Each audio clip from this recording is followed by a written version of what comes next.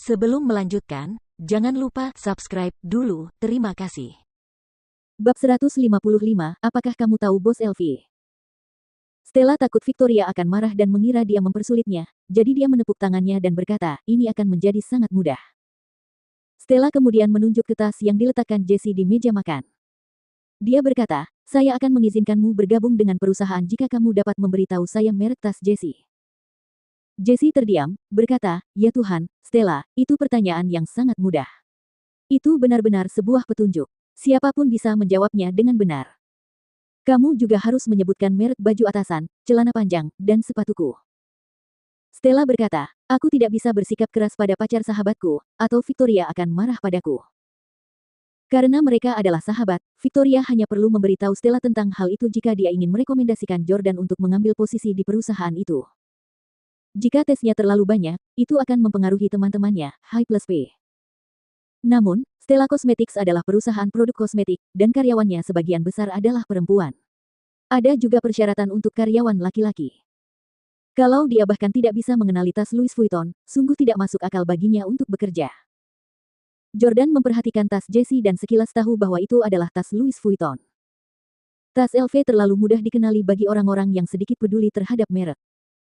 Akan tetapi, orang yang tidak tahu apa-apa tentang merek tersebut mungkin tidak dapat mengetahuinya. Meskipun banyak orang pernah mendengar tentang Louis Vuitton, huruf-huruf dalam logonya tidak tersusun rapi seperti huruf-huruf milik Adidas. Huruf-huruf logo LV dihubungkan dengan huruf V di depan huruf L. Jordan tidak mau menjawab pertanyaan itu, yang terlalu memalukan bagi anak keluarga kaya yang menggunakan barang-barang mewah seperti kebutuhan pokok sehari-hari. Mirip seperti sekolah dasar yang mencoba merekrut LeBron James sebagai guru basket dan bertanya kepadanya, hei, apakah kamu tahu cara melakukan layup 3 langkah? Tunjukkan sekali saja, dan kami akan merekrutmu jika kamu bisa memasukkan bola. James tidak akan melakukannya. Jordan hendak mengabaikan mereka ketika dia tiba-tiba teringat sesuatu yang menyenangkan dan menjawab, Apple. Apple. Hahaha. Mendengar jawaban Jordan, Jessie dan Stella pun tertawa terbahak-bahak. Hahaha, aku tidak bisa berhenti tertawa. Dasar anak kampung, Apple itu merek ponsel, kamu bilang itu tas. Hahaha. Jessie menertawakan Jordan tanpa ampun. Tentu saja Victoria tahu bahwa Jordan sengaja memberikan jawaban yang salah. Namun, Jordan bertanya dengan serius, bukankah itu Apple? Jessie tertawa dan membalas, tentu saja tidak. Anak desa, dengarkan, itu Louis Vuitton. LV, kau lihat itu. Huruf V ada di depan, sedangkan L ada di belakang. Keduanya tumpang tindih.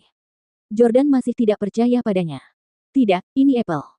Jessie terdiam. Kau masih tidak percaya padaku, ya. Baiklah, aku akan menunjukkan informasinya kepadamu untuk membuktikan bahwa kau salah. Jessie mengeluarkan ponselnya dan mencari informasi tentang Louis Vuitton di internet. Lihat itu. Dasar anak dungu, itu terlihat sangat jelas di Wikipedia. Logo ini LV. Louis Vuitton. Jordan melihatnya dan terus meragukannya. Informasi di Wikipedia belum tentu benar. Siapapun dapat mengubahnya. Jordan benar. Jessie dan Stella juga sangat setuju karena sebagian besar informasi yang ditampilkan di Wikipedia adalah salah.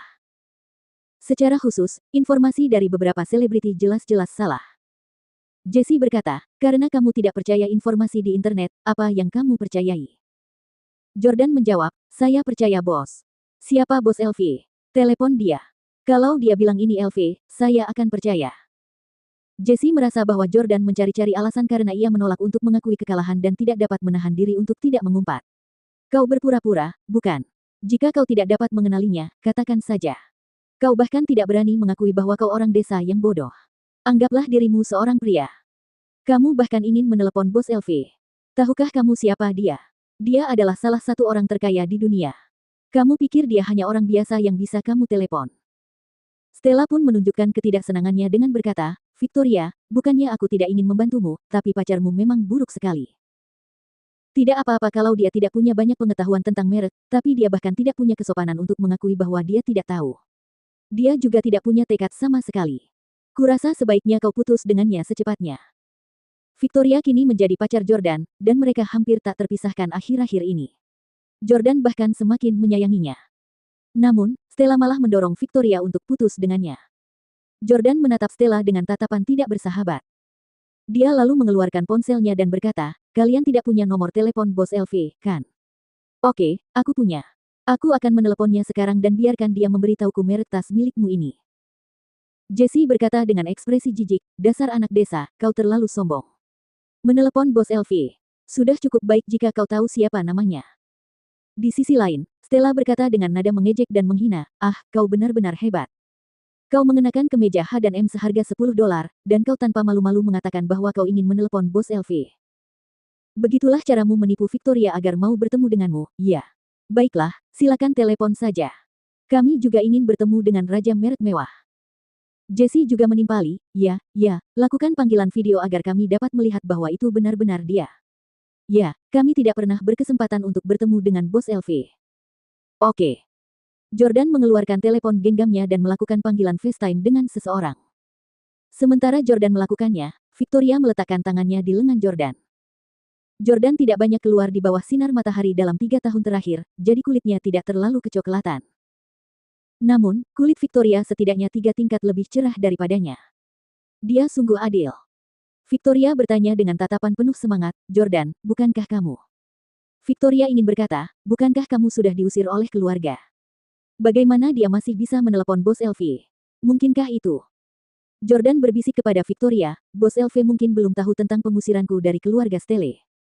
Oh. Victoria kemudian mengerti bahwa Jordan juga akan mencoba peruntungannya. Tak seorang pun mengangkat.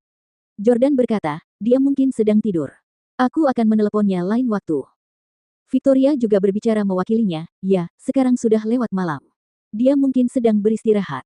Stella tidak tahan lagi. Victoria, bagaimana kau bisa percaya omong kosong yang begitu jelas? Jangan biarkan dia membodohimu lagi. Dia pembohong. Jangan biarkan dia terus menipumu demi perasaanmu. Jessie juga mengecam Jordan dengan marah, Jordan Stelle, berhentilah berpura-pura. Kamu tidak mungkin mengenal bos Elvi. Aku yakin hanya sedikit orang yang mengenalnya secara pribadi. Victoria, dia mendekatimu hanya untuk menipumu agar kamu kehilangan uang dan tubuhmu. Jangan sampai kamu tertipu oleh tipuannya. Saat Jessie memikirkan tentang bagaimana wanita cantik seperti Victoria telah tidur dengan orang desa seperti Jordan, dia menjadi sangat marah hingga dia menggertakkan giginya. Pada saat itu, ponsel Jordan berdering. Itu panggilan dari bos Elvi.